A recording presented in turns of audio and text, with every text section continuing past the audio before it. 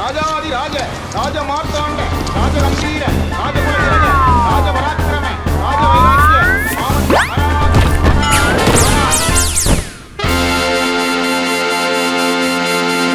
வணக்கம் மக்களே, இது நியூஸ் 18 தர்பார். நான் உங்க எழில். பரபரப்பாக இயங்கிட்டு இருக்கிற உலகத்துக்குள்ள பல்வேறு விஷயங்கள் நமக்காக கொட்டி கிடக்கு. சிலது தெரியுது, சிலது தெரியாம போகுது. திடீர்னு முதல்வர் சர்ன்னு வந்தார்னா அப்படியே மற்ற விஷயமெல்லாம் பரபரப்பா அமைங்கி போகும். ஒன்று ஒன்றா பார்ப்போம். வாங்க நிகழ்ச்சிக்குள்ள போவோம். செம்ம சீனுமா, அப்படியே செம சினிமாக்குள்ள போறோம். திருச்சியே கோலாகலமா நிக்குது. ஆஹா, முதல்வர் விஜய் ஐயா வாராக, அதனால எல்லாரும் கவர்ச்சிகரமா அவரை பார்க்கலாம் போய் நிக்கிறாங்கன்னு பார்த்தா அங்க லீமா ரோஸ் நிக்கிறாங்க. என்னன்னு பார்த்தா ஒரு மாபெரும் தலைவருக்கு மாலை போட வந்தேன் அப்படின்ட்டாங்க. அந்த தலைவர் யாரு, பின்னணி என்ன, கொஞ்சம் பார்த்துட்டு வாங்க.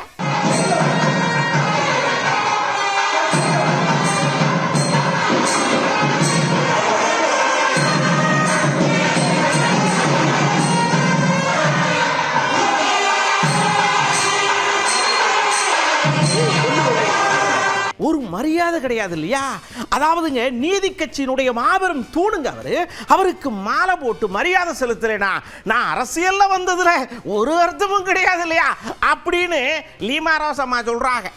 நீதி கட்சியின் இரும்பு தூண் சார் ஏடி பன்னீர்செல்வம் ஐயா அவர்கள் இன்னைக்கு பிறந்த தினம், 138வது பிறந்த தினம்.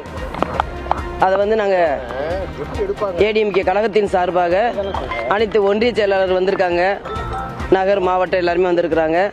நாங்கள் மாலை அணிவித்துட்டு போகிறோம், மரியாதை செலுத்துகிறோம். அம்மா, நீதி கட்சி அதனுடைய தூணு, மாலை, மரியாதை இதெல்லாம் பேசுறீங்களே, நீங்க போய் சேர்ந்து எம்எல்ஏவான கட்சியிலிருந்து பாதி பேர் டர்ன்னு அந்த பக்கம் போயிட்டாங்களே, அதுக்கு நீங்க தான் மெயின் காரணமாமே அப்படின்னு கேட்டா அதெல்லாம் கிடையாது. எனக்கும் அதுக்கு எந்த சம்பந்தமும் கிடையாது. நான் அந்த இடத்துல இல்லைங்காக. இல்லைங்க, அதெல்லாம் பாத்துக்கிறோம்.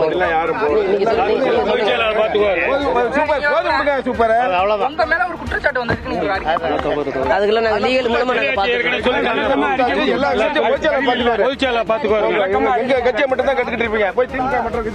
சட்டக்குன்னு காவல்துறையெல்லாம் என்ன பண்ணாங்க, சரி முதல்வர் வரப்போறாங்க, நம்ம அங்க போவோம்னு சொல்லி அங்க போய் அப்படி வரப்பா நின்று சல்யூட் அடிச்சாங்க. அப்படியே முதல்வர் ஐயா அந்த சல்யூட் எல்லாம் ஏத்துக்கிட்டு வாங்க மீட்டிங் இடத்துக்கு போவோம்னு சொல்லி போயாச்சு.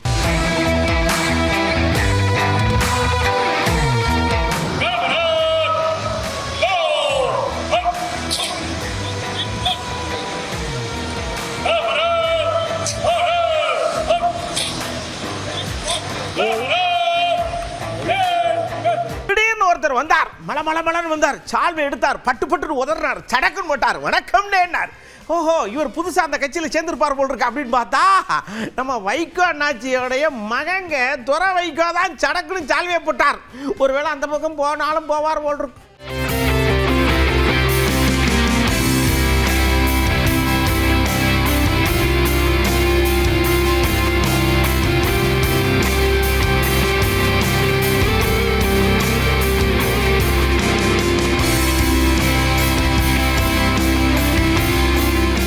மனசுக்குள்ள ஒரு மாபெரும் வருத்தம், ஒரு குற்ற உணர்ச்சி. எங்களுடைய சொந்த சின்னமான பம்பரத்துல சர்ன்னு சுத்த முடியாம போச்சு. திமுகவினுடைய சின்னத்துல நின்னதுனால இன்னைக்கு தாவேகாக்கு எங்களால அப்படியே சப்போர்ட் பண்ண முடியல. அது மனசுக்குள்ள பிராண்டுதுங்கிற மாதிரி பேசினாரு. கூட்டணி தர்மத்தை மீற மாட்டோம்னு சொல்றாரு. நாங்க எங்களுடைய சட்டமன்ற உறுப்பினர்கள் துரதிருஷ்டவசமாக திராவிட முன்னேற்ற கழக சின்னத்தில் நாங்கள் போட்டியிட்டோம். இன்னைக்கு நாங்க அப்படி ஆதரவு கொடுக்கக்கூடிய அந்த சூழ்நிலை எங்களுக்கு கிடையாது. ஆனால் மற்ற பிற இயக்கங்கள், பொது உடைமை இயக்கங்களாக இருக்கட்டும், காங்கிரஸ் இயக்கமாக இருக்கட்டும், அவங்கெல்லாம் ஆதரவு கொடுத்துருக்காங்க. எதன் அடிப்படையில் ஆதரவு கொடுத்துருக்காங்கன்னா, ஜனாதிபதி ஆட்சி வந்துடக்கூடாது, இங்கே தொங்கு மந்திரி சபை ஒரு சூழ்நிலை இருக்கிறதுனால நாங்கள் ஒரு ஆதரவு கொடுத்துருக்கோன்னு சொல்லியிருக்கிறாங்க. அது நம்ம தவறு இல்லைன்னு நம்ம சொல்கிறோம். நம்ம ஐயுஎம்எல் அவங்களும் கொடுத்துருக்குறாங்க. அதன் அடிப்படையில் பொறுத்த வரைக்கும், மக்கள் பொறுத்த வரைக்கும், அதாவது அப்சல்யூட் மெஜாரிட்டி தனிப்பெரும்பான்மை கொடுக்காட்டி கூட சிங்கிள் மெஜாரிட்டி யாருக்கு இருக்குன்னா தாவேகா இன்னைக்கு சகோதரர் விஜய் அவருடைய இயக்கத்துக்கு தான் இருக்கு. அதன் அடிப்படையில் இந்தியன் கான்ஸ்டியூஷன் படி, இந்திய அரசியல் சட்டத்தின்படி அவங்கள தான் அழைச்சிருக்கணும். அதன் அடிப்படையில் இன்னைக்கு அரசாங்கத்தை அமைச்சிருக்கிறாங்க. அதற்கு பொறுத்த வரைக்கும் மக்களுடைய தீர்ப்பு மகேசன் தீர்ப்புங்கிற மாதிரி அதை நாம் மதிக்க வேண்டும், கால அவகாசம் கொடுக்க வேண்டும். இந்த அரசாங்கம் சிறப்பாக செயல்படுங்கிற நம்பிக்கையோட நம்ம இருக்கிறோம். நம்ம நாளைக்கு அதுல தவறும் பொழுது செய்யும் பொழுது பிற இயக்கங்கள், இன்னைக்கு கூட்டணியில் இருக்கிற இயக்கங்களா இருக்கட்டும், இல்ல நாங்க கூட்டணி இல்லாத எங்களை போன்ற இயக்கங்கள் சரி, அதுக்குண்டான கருத்துக்களோ கண்டனங்களோ நாங்க தெரிவிக்கலாம். ஆனால் 6 மாசத்துல 1 வருஷம் நம்ம கண்டிப்பா டைம் கொடுத்தாங்க. எல்லாருமே ஆசையை சொல்லிக்கிட்டே இருக்கிறாங்க. ஏன்னா கூட்டணி விட்டு லைஸ் எல்லாம் வெளியில் வந்துட்டாங்கல்ல. இனிமே வருங்காலங்களில் எங்க சொந்த சின்னத்துல தான், அதாவது சாட்டையை சுத்துவோம் அப்படிங்கிற மாதிரி அவர் உள்ள கிடக்க தூக்கி எடுத்து திருச்சியில் தொகுக்கடின்னு போட்டாரு, உடஞ்சோச்சு. துரதிருஷ்டவசம் என்னன்னு சொல்றது, ஒவ்வொரு இயக்கமும் அவர்களுடைய சின்னத்தில் தான் போட்டியிட வேண்டும்ங்கிறதா எல்லா இயக்க தோழர்கள், நான் மதிமுக கிடையாது, எல்லா இயக்கத்தோழர்கள் அது எல்லாம் அவங்களுடைய விருப்பம் தான். இது ஒரு அடிப்படை உரிமை. இன்னொரு இயக்கத்தினுடைய சின்னத்தில் நிற்கிறது அது சரி வராது. அது ஒரு ஜனநாயகமான ஒரு செயல்பாடும் கிடையாது. அதை ஒட்டி தான் நான் துரதிருஷ்டவசம் சொன்னேன். அதில் நான் மாற்று கருத்து கிடையாது. நாங்கள் அங்கே வெற்றி பெற்று எங்கள் சின்னத்தில் வெற்றி பெற்றிருந்தா உடனே இப்போ விசிகே மாதிரியோ கம்யூனிஸ்ட் மாதிரியோ நாங்கள் போயிருப்பாங்க. அது நம்ம எப்படி யூகத்தை வச்சு சொல்ல முடியும்? நாங்கள் இன்றைக்கி திமுக கூட்டணியில் தொடர்றோம். நாங்கள் அதே நேரத்தில் இந்த அரசாங்கம் பொறுத்த வரைக்கும் அவங்க சொன்ன வாக்குறுதிகளை நிறைவேற்ற வேண்டும். இன்னைக்கு தனிப்பெரும்பான்மை இன்னைக்கு கிடையாது. அப்படி இருக்க பட்சத்தில் இன்னைக்கு சூழ்நிலைக்கு அவங்க வந்திருக்கிறாங்க. நல்லபடியாக செயல்படட்டும். அவங்க செயல்பாடுகள் வச்சு நம்ம சொல்ல முடியும். எங்களுடைய கூட்டணியை பொறுத்த வரைக்கும் நான் ஏற்கனவே சொல்லியிருக்கிறேன், வருகின்ற 27ஆம் தேதி பொதுக்குழு கூடும் பொழுது இயக்க நிர்வாகிகள் முடிவெடுப்பார்கள். இந்த டாட்டாவுக்கு ஒரு எண்டே இல்லையாங்கிற அளவுக்கு டாட்டா காட்டினாரும். திருச்சி ஏர்போர்ட்ல இருந்து நேரா பொதுக்கூட்டம் நடக்கிற வரைக்கும் நம்ம முதல்வரையா மக்களும் டாட்டாவை சளைக்காம போடுதாகல, 2 கையும் சடக்குன்னு ஆட்டுறாங்க.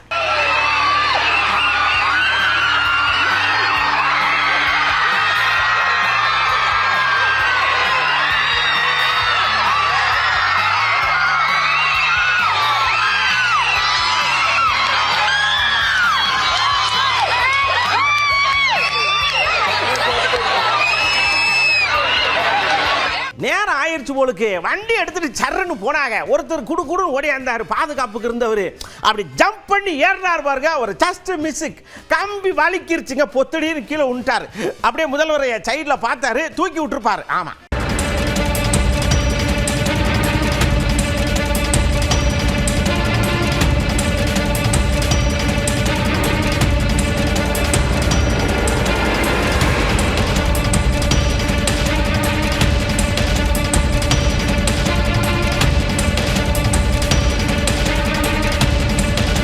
இந்த பார்த்தாயா வண்டி மாதிரி தாவேக்கால ஒரு வண்டி இருக்கும் பார்த்தீங்களா, நல்ல பெருசா ஒரு வண்டி. அந்த வண்டியில ஏறி நின்று தானே முதலமைச்சர் பேசுவார். அதாவது முதலமைச்சர்ல தாவேக்கா தலைவர் விஜயா நின்று அங்க பேசுவார்ல, அந்த வண்டியில கூப்பா கிருஷ்ணன் ஐயா ஏறணும். பாவம் வயசானவர் தடுமாறி ஏற முதல்வர் கையை கொடுத்து வாங்க மேல, இந்த வண்டி ராசியான வண்டி, ஏறி நில்லுங்க அப்படின்னு தூக்கி நிப்பாட்டார்.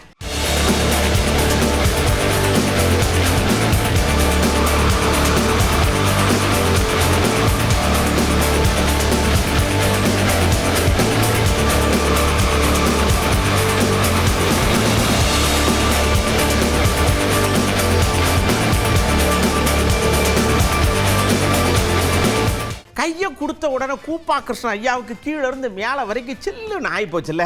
தம்பி, நீங்கள் வந்து நின்று உங்கள் முகத்தை காட்டினா போதும், பெருசுகளிலிருந்து சிறுசுக வரைக்கும் ஓட்ட சரக்குன்னு ஊதி தள்ளுதுங்க. முந்தியெல்லாம் குத்துவாங்க, இப்போ ஊதுறாங்க. நீங்கள் அவ்வளவு பெரிய ராசியான ஆளே அப்படின்னு ரொம்ப புகழாரம் சுற்றார். இடைத்தேர்தல் நிப்பார் போல் இருக்கு. 90 வயதை தாண்டிய கட்சிக்காரர்கள் வருகிறார்கள். 75 வருடங்களை கொண்ட கட்சிக்காரர்கள் வருகிறார்கள். 50 ஆண்டு கால வெள்ளி விழா கட்சியை கண்டவர்களும் வருகிறார்கள். இன்று பிறந்தவர்களும் வருகிறார்கள். இவ்வளவு எதிரிகளை எல்லாம் நீங்கள் வசப்படுத்தக்கூடிய அந்த கவர்ச்சி உங்களிடத்திலே எப்படி வந்தது? அந்த ஈர்ப்பு எப்படி வந்தது? ஓட்டு போட வருகிறார்கள். 60,000 மைல்களுக்கு அப்பாலே வெள்ளையன் காலத்திலே வாழ்ந்தவர்கள் இன்றைக்கு உங்களுக்கு ஓட்டு போட திருச்சிக்கு, தமிழ்நாட்டுக்கு வந்தார்கள்.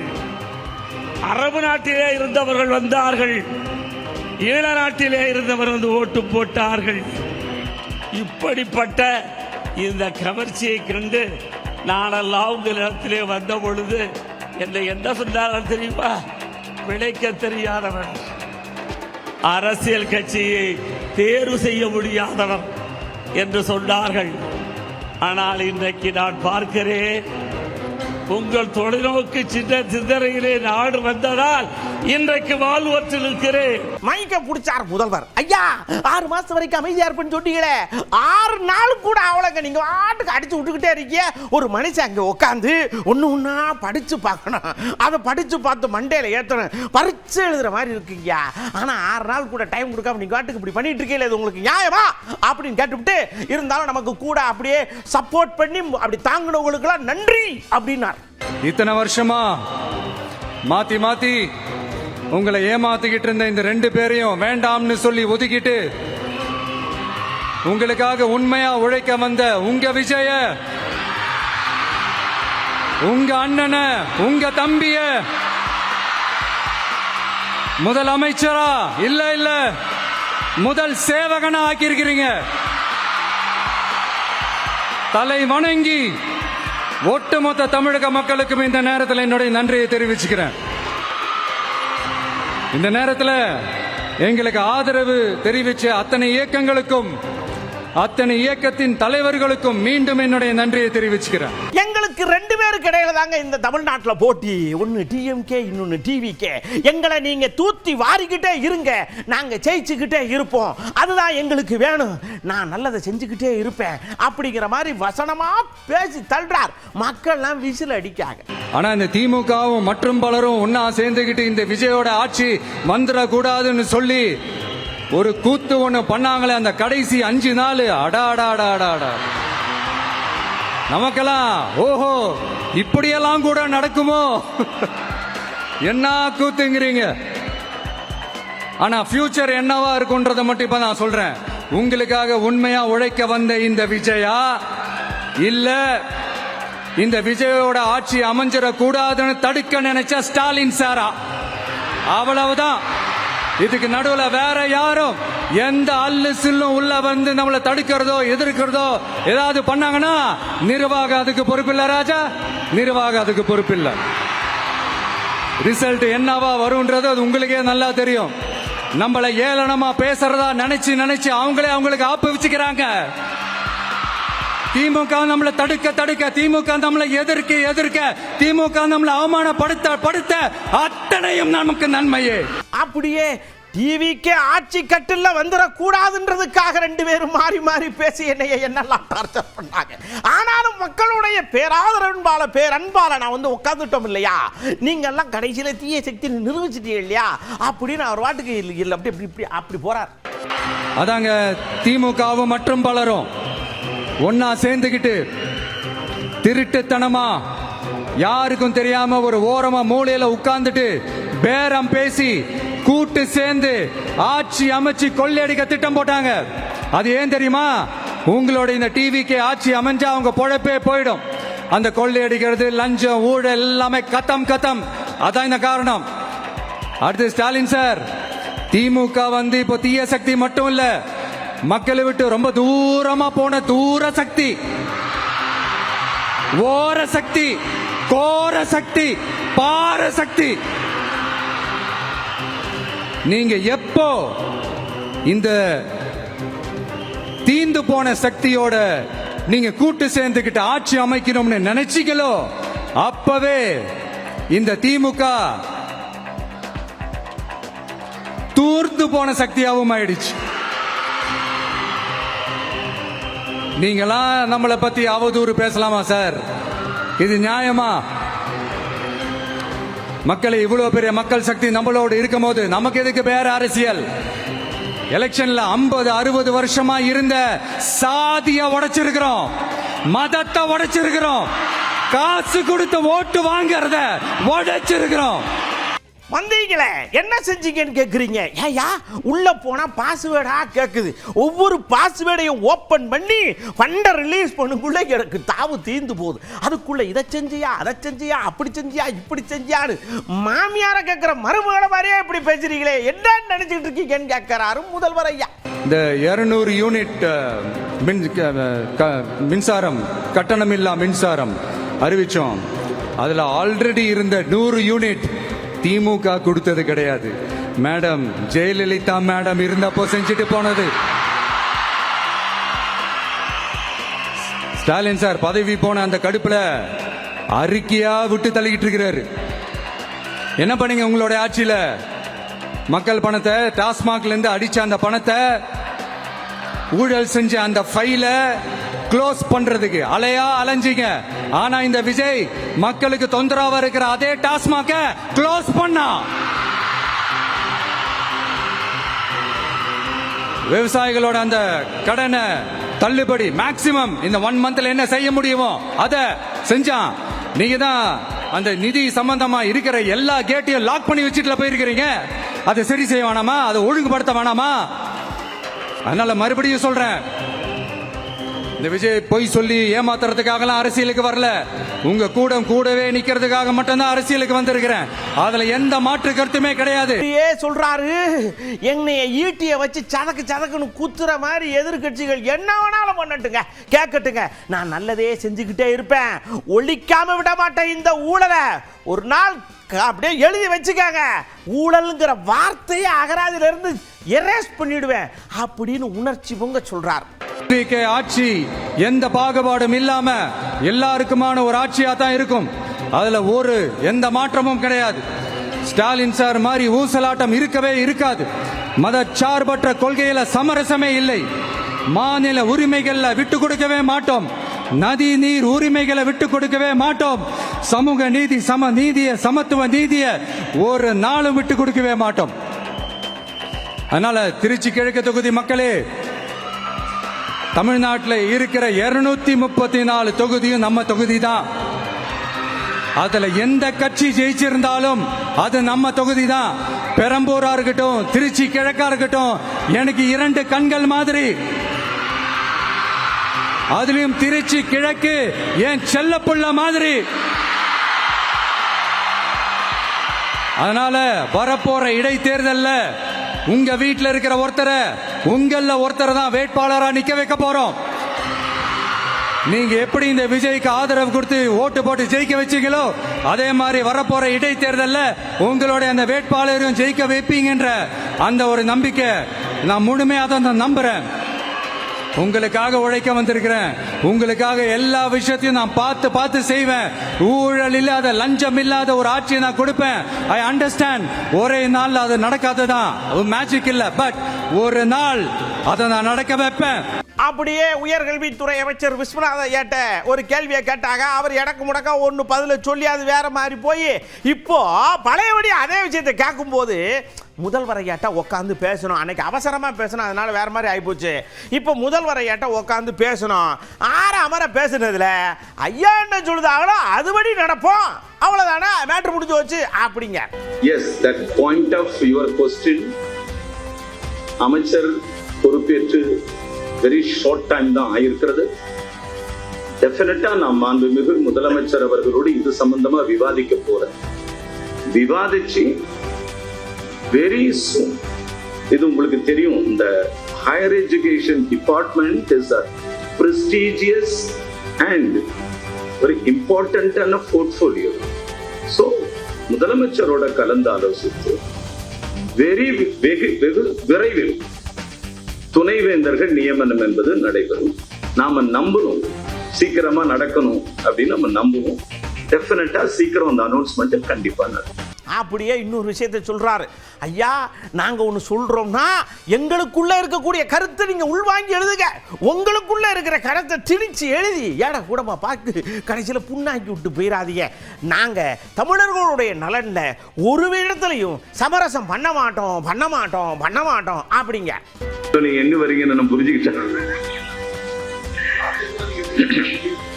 Sir, I told very clearly, Tamilagam சார்ந்த உயர்கல்வித்துறையினுடைய எந்த முடிவுகளானாலும் தமிழக மக்களுக்கு சாதகமாக, தமிழக மக்களின் உணர்வு சார்ந்த பிரச்சனைகளுக்கு சாதகமாக தமிழக அரசின் சட்ட விதிமுறைகளுக்கு உட்பட்டு சாதகமாக மாண்புமிகு முதலமைச்சர் அவர்களின் அறிவுறுத்தலின்படி இந்த அரசு மாநில உரிமைகளை எந்த காலத்திலும் விட்டுக் கொடுக்காது.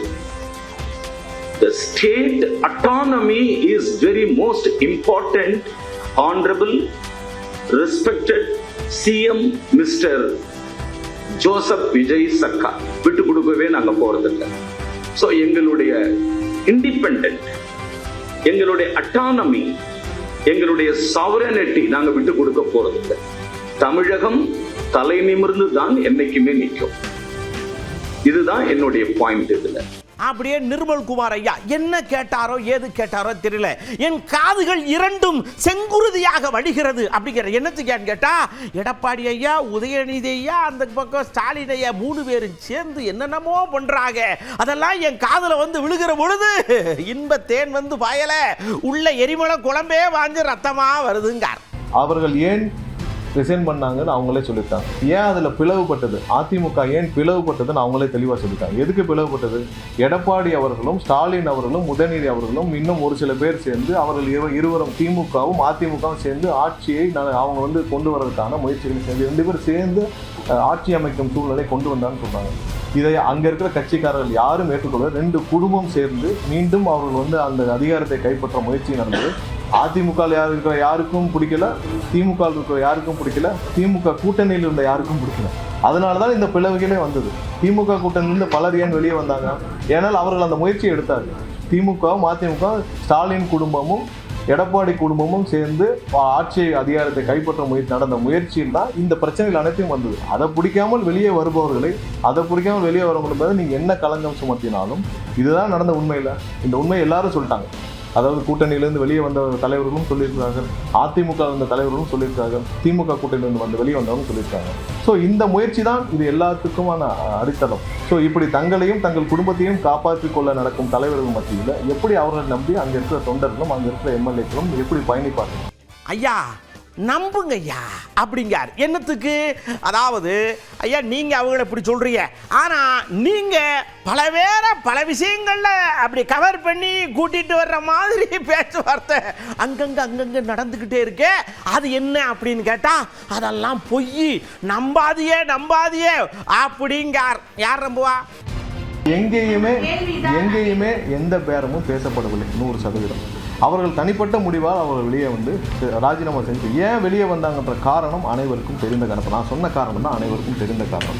அதற்கு முன்னாடி யாரும் இந்த முயற்சி எடுக்கல. அதாவது அவங்க வந்து ரிசைன் பண்ணணும்னு வரல, எந்த பிளவும் இல்லை. இவர்கள் இந்த முயற்சி எடுத்த பிறகு தான் இந்த பிளவே வருது, அந்த கட்சிக்குள்ள இந்த பிளவே வருது. திமுக இருந்த கூட்டணி கட்சியில் ஏன் வெளியே வந்தாங்க? 2 பேர் சேர்ந்து ஆட்சி அமைக்க முயற்சி செய்தால் இதை எப்படி நாங்கள் அனுமதிக்க முடியும்னு சொல்கிறாங்க. அதிமுகவுடன் சேர்ந்து பாஜக கூட்டணியில் இருக்கும் அதிமுகவுடன் சேர்ந்து நாங்கள் எப்படி ஆட்சி அமைக்க முடியும்? திமுக கூட்டணியில் இருக்கிற கட்சியில் இருக்கிற தலைவர்கள்லாம் வெளியே வந்தாங்க. ஸோ இதான் அடிப்படை பிரச்சனை. இந்த பிரச்சனையிலேருந்து எல்லாரும் வந்து வெளியில் ரிசைன்மெண்ட் வராங்க. ஒரு 2 குடும்பமும் காப்பாற்றிக்கொள்ள என்ன முடிவெல்லாம் எடுக்க சூழ்நிலை இருக்கிற தலைவர்கள் நம்பி எப்படி பயணிப்போம்னு கேட்குறாங்க. அதுதான் அவருடைய பிரச்சனையை தவிர்த்து எந்த இடத்துலையும் பேரம் பேச வேண்டிய அவசியம் இல்லை. எங்களுக்கு கூட்டணி பலத்தோடு நாங்கள் 120 பேர் எங்களுக்கு ஆதரவு கொடுத்து கவர்னர்கிட்ட கொடுத்துருக்கோம். எங்களுடைய கூட்டணி கட்சிகள் எங்களுடன் தோளோடு தோளாக நிற்கிறார்கள். அதில் எந்த இடத்துல நாங்கள் பேரம் பேச வேண்டியோ எதுவுமே அதுக்கான கட்டாயம் இல்லை. அவரோட தனிப்பட்ட முடிவு அவர்கள் நீதிமன்றம் சென்றால் அதை வந்து சட்டப்பூர்வமாக நான் எதிர்ப்பு. எழிலன் நாகநாதன் முன்னாள் சட்டமன்ற உறுப்பினர் லிஸ்ட போட்டார்லா. என்ன 200 யூனிட், அந்த பக்கம் அம்மா 100 யூனிட்டாக இதைத்தான் என்ன பண்ணிட்டு இந்த லிஸ்ட்டுக்கு பதில் சொல்லுங்க அப்படின்னு ஒரு லிஸ்ட்டை போட்டிருக்காரு. பதில் வரும், பொறுத்து இருந்து பாருங்க. இபி இஷ்யூ பற்றி சொன்னீங்க. நீங்கள் சொல்லதுக்கு முன்னாடி என்ன சொன்னீங்க? நீங்கள் மந்த்லி பில் கொண்டு வருவீங்கன்னு சொன்னீங்க. மந்த்லி பில்லில் வந்து 200 யூனிட் ஃப்ரீன்னு சொன்னீங்க.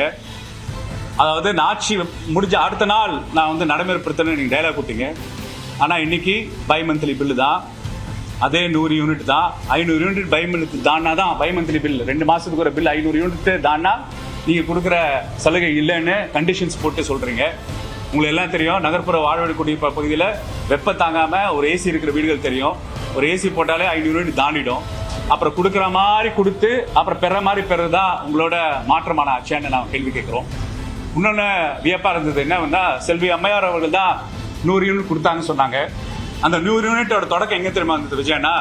1989 முத்தமிழின் கலைஞர் அனைத்து விவசாயிகளுக்கும் மின்சாரம் இலவசம் கொடுத்தாருல, அங்கிருந்து ஆர்ஜென்ட் ஆச்சு. எப்பப்பெல்லாம் ஒரு திட்டங்கள் ஆரம்பிக்கும் போது அந்த திட்டங்கள் தொடக்கத்தை நடைமுறைப்படுத்தி அதை விரிவுபடுத்தி புதுமைப்படுத்த தான் இந்நாள் வரைக்கும் தமிழ்நாட்டில் வந்துட்டு இருந்தது. நீங்க என்ன பண்ணீங்க? புதுமைப்படுத்திருக்கீங்க. அப்படியே நம்ம ஆர் ராசா ஐயா இங்க பாருங்க, படிப்படியாக மேலே வர்றவங்களுக்கும் திடீர்னு ஜம்ப் பண்ணி மேலே வர்றவங்களுக்கும் வித்தியாசம். முன்னாள் முதல்வர் ஸ்டாலின் ஐயா கட்சியில் இருந்தாங்க, பதவிக்கு வந்தாங்க, அப்படியே வந்தாங்க, அதில் இருந்தாங்க, மேயர் ஆனாங்க, அப்படி அந்த முன்னேற்றம் தான் நிலைக்கக்கூடிய முன்னேற்றம். திடீர்னு ஏறி உக்காந்தா அப்புறம் நீங்களே யோசிச்சுக்கோங்க. அரசியலுக்கு பொது வாழ்க்கைக்கு எந்த தியாகமும் செய்யாமல், எந்த அர்ப்பணிப்பும் செய்யாமல், தியாகத்திலேயே வளர்ந்து இளம்பிராயத்திலேயே கட்சியிலே படிப்படியாக முன்னேறி, ஆட்சி பொறுப்பிலே படிப்படியாக முன்னேறி, இன்னும் நான் பெருமையோடு சொல்கிறேன், இந்தியாவில் இளைஞரை செயலாளர் தொடங்கி அதற்கு பிறகு துணைக்குழு செயலாளர், அப்புறம் பொருளாளர், அப்புறம் செயற்தலைவர், ஆட்சி பொறுப்பிலே மேயர், சட்டமன்ற உறுப்பினர், அமைச்சர், துணை முதலமைச்சர், அப்புறம் முதலமைச்சர். படிப்படியாக இந்த கட்சியிலையும் ஆட்சியிலையும் தியாகங்களை செய்து சிறைக்கு போய் விசாரணை இருந்து முதலமைச்சராக பொறுப்பேற்று பணியாற்றிய ஒரு தலைவர் முத்துவேல் கருணாநிதி ஸ்டாலின் கூட இந்தியாவில் இந்த பரிணாம வளர்ச்சி கொண்ட ஒரு தலைவர் மோடியே அமித்ஷா. அப்படியே புதுச்சேரியில் மல்லாடி கிருஷ்ணராவ் இருக்கார் இல்லையா, அவர் வைத்திலிங்கத்தை சொல்றார். அவர் இப்படி அப்படி அப்படி அப்படின்னு ஒரு நிலைப்பாடு இல்லாத மனிதராகவே இருக்கிறார். ஆனால் கடைசியில் நாங்கள் தான் ஆட்சியில இருந்து பண்ணிக்கிட்டு இருக்கோம். என்ன காங்கிரஸ் தானே பண்ணுது. அதனால எப்பயுமே ஸ்டெடியா நில்லுங்க அப்படிங்கிறது அவருடைய ஸ்டேட்மெண்டா இருக்கு. எங்களுக்கு எதுக்காக கண்டெஸ்ட் பண்ணச்சுன்னு தெரியும். நாராயணசாமி ஃபேமிலி பொண்ணுக்கோ சீட்டு கொடுக்க கூடாதுன்னு நினைச்சிட்டு எங்களுக்கு கண்டெஸ்ட் பண்ணியாச்சு. நாராயணசாமி க்ளோஸ் பண்ணதுக்காக. இவர் எந்த மாதிரி செல்ஃபிஷ் மேனும் தெரியும். நான் பார்த்ததுல லாஸ்ட் 36.5 years பார்த்ததுல ஒரு எம்பி இந்த வைத்திலிங்கம் மாதிரி பாண்டிச்சேரிக்கு எந்த ஸ்கீம் எடுத்துன்னு வந்தது கிடையாது. பாண்டிச்சேரி டெல்லி போனது கிடையாது. பிஃபோர் எம்பிஸ் யார் ஒர்க் பண்ண கூட பெட்டர் வைத்திலிங்கம் ஏதோ ஃப்ளூக்ல லாஸ்ட் எலெக்ஷன்ல எங்களுக்கு ஜெயிச்சாச்சு. நாங்க லாஸ்ட் எண்ட் ரொம்ப சூப்பரா இருக்கும், எகெயின் திருப்பி சீஃப் மினிஸ்டர் ஆகிறேன்னு சொல்லி நினைச்சிட்டாருங்க. కానీ டிபாசிட் வரல. Starting is defeated, ending is defeated. அதாவதுங்க புதுசா சக்திகள் கிளம்பி வருது. தீய சக்தி, தூய சக்தி, இப்போ கடைசியில் வாடக சக்தி அப்படின்னு சொல்றார். யாரு? நம்ம இன்பதுரை ஐயா ஏடிஎம்கேல இருந்து. எங்களை பற்றி நீங்கள் என்ன வேணாலும் பேசுவீங்களா, நீங்கள்லாம் போங்க அப்படிங்கிற மாதிரி சொல்லிட்டாரு. வாடக சக்தி எப்படி இதாக போகுதுன்னு தெரியல.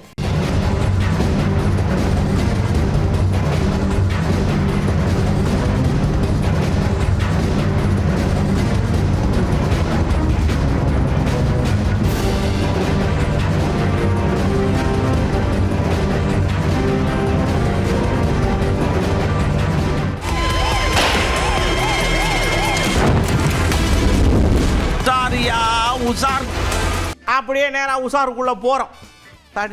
ஒரு தம்பி சடக்குன்னு என்ன நினைச்சாப்புலன்னு தெரியல. அதிமுக ஒன்று சேரணுங்க என்னுடைய வேண்டுகோள்னு சொல்லிட்டு தற்சாவு பண்ணிக்கிட்டார் இல்லையா. எடப்பாடி ஐயா கண்ணீர் பல்க வேண்டுகோள் கொடுக்கார். குடும்பத்தில் 1000 சண்டை இருக்கும், நான் பார்த்து பேசி தீர்த்து எல்லாத்தையும் கொண்டு வந்துடுறேன், அதுக்காக இப்படி அவசரப்பட்டு முடிவு எடுக்கலாமா? உங்கள் குடும்பத்தை எப்படி பார்த்துக்கிறது எனக்கு என்ன சொல்கிறதுன்னு தெரியலை. அதனால் தயவு செஞ்சு யாருமே இப்படிப்பட்ட உணர்ச்சிகரமான முடிவை எடுக்காதீங்கன்னு அவங்க சார்பாகவும் நம்ம சார்பாகவும் கேட்டுக்கிறோம்.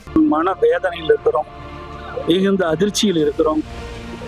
இன்றைக்கு அந்த குடும்பமெல்லாம் இப்படி கதறி அழுகின்றது என்பதை ஒவ்வொரு தொண்டனும் உணர்கின்றார், ஒரு நிர்வாகியும் உணர்கின்றார்.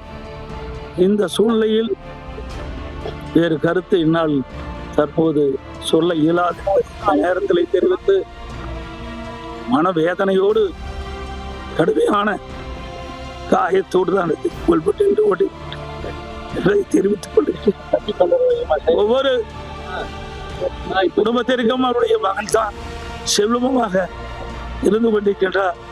அப்படி இருக்கின்ற விசுவாசமிக்க தொண்டன் என்னையே இந்த இயக்கத்துக்கு அர்ப்பணித்துக் கொண்ட தொண்டனை இழந்து இருக்கின்றோம். இனி யாரும் இப்படிப்பட்ட செயலில் ஈடுபட வேண்டாம் என்று கடல் நிர்வாகிகளும் தொண்டரில் வேண்டும் கேட்டுக்கொள்கிறேன். இதுவரைக்கும் நீங்க பார்த்த தர்பார்ல உங்களுக்கு பிடிச்சமான விஷயங்கள் வந்தது இல்லையா? அடுத்த தர்பார்ல இதே மாதிரி ஏகப்பட்ட விஷயத்தோட நாங்க உங்களை சந்திக்கிறோம். வேற என்ன செய்ய போறோம்? அடுத்த தர்பார்ல சந்திப்போமா? நன்றி, வணக்கம். ராஜாதி ராஜ ராஜ மார்த்தாண்ட ராஜ கம்பீர